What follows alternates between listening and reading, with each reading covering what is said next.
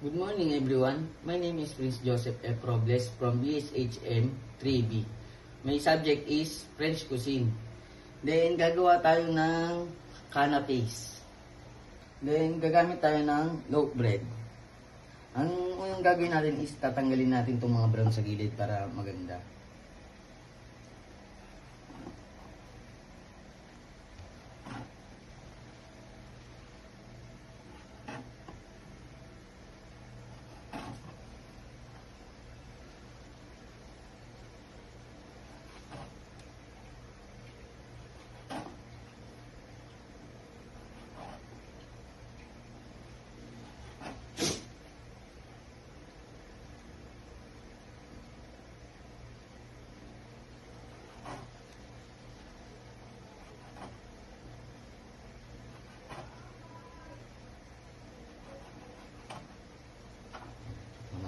Ngayon, natanggal na natin yung mga brown sa gilid is mag-shape na tayo ng circle.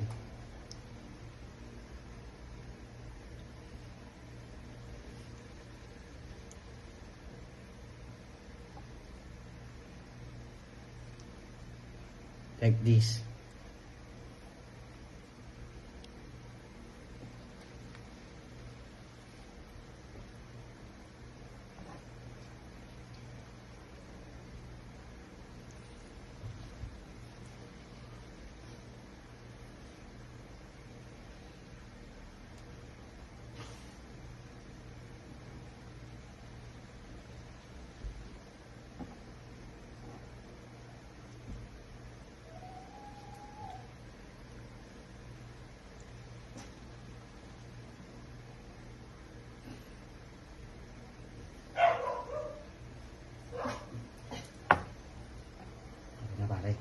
So ngayon guys, magpe-prepare tayo ng ating gagamitin para ilagay sa ating canapes. Ang una is cucumber or pipino.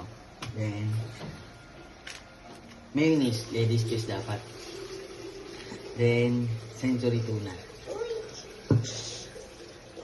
So ngayon, magkakat na tayo ng maninipis lang.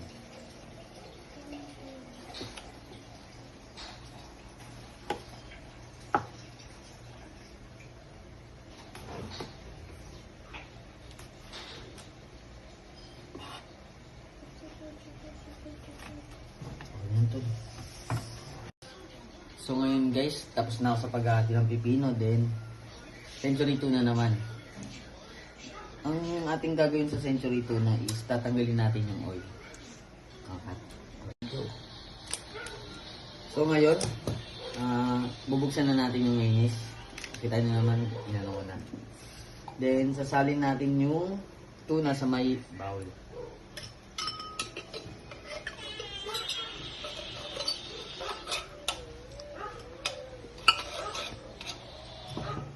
Then lalagyan natin ng konting mayonnaise.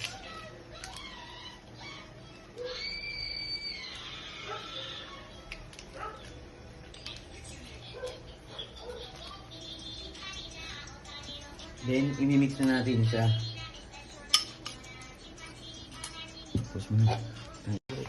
So ngayon, ang pipino is lalagyan natin ng butas sa may gitna.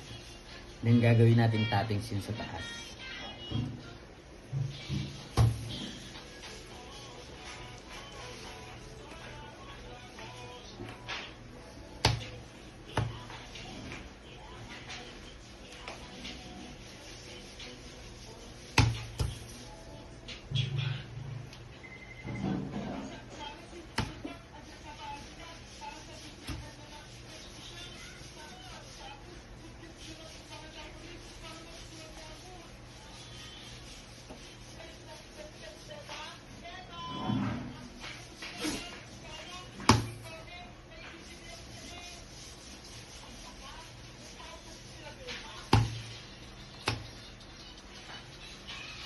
So ngayon, tapos na akong magbutas ng pipino. Then, ipiprepare na natin siya para maging canapes.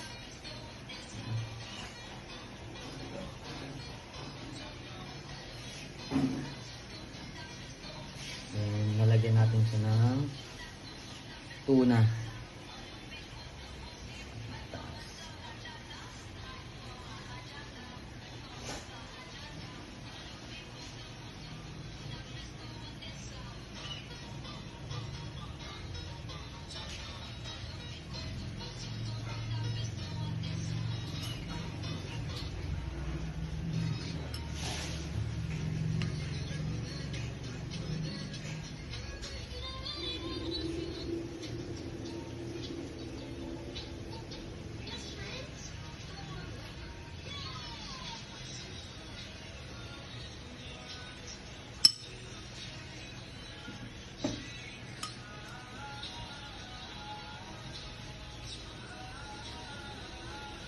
Then, pagtaas natin siya lagyan ng tuna is lalagyan na natin siya dito.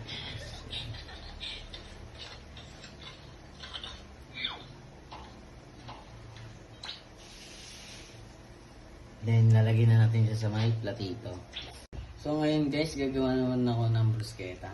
Then, meron akong bread, toast bread. Then, white onion, and tomato. So, ngayon nakati-hatiin ko ito ng pino.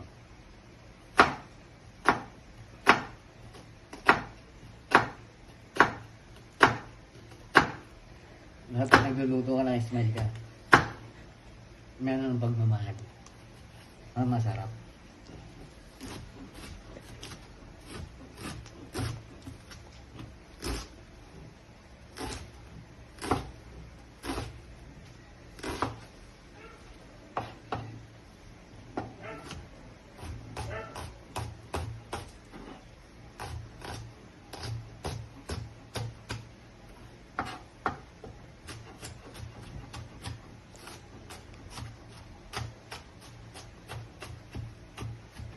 Go.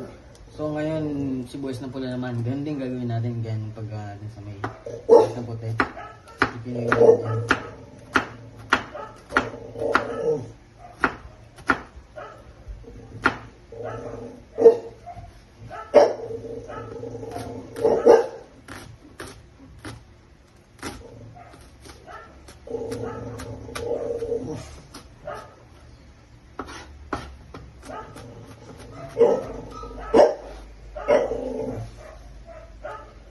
Then, susunod natin is tomato. Hatiin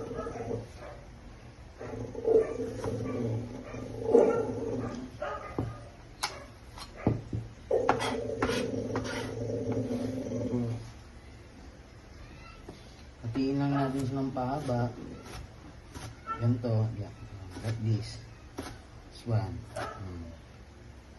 Hanggang din sa may isa. So ngayon guys, tapos na ako gumawa ng mag-iwa pala ng mga ingredients. Then, kailangan gamit natin oil is olive oil. Then, magigisa na tayo. So ngayon guys, na natin siya. Igigisa na natin yung iniwa-iwa natin kanina. Then, ito yung olive oil natin. Lalagyan na natin siya. Sakto lang. Then, hintayin natin siyang uminit.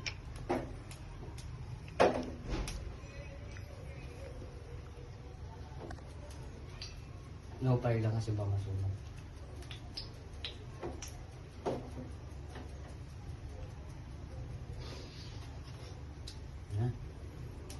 Mainit na siya guys. So, pwede natin siya ilagay.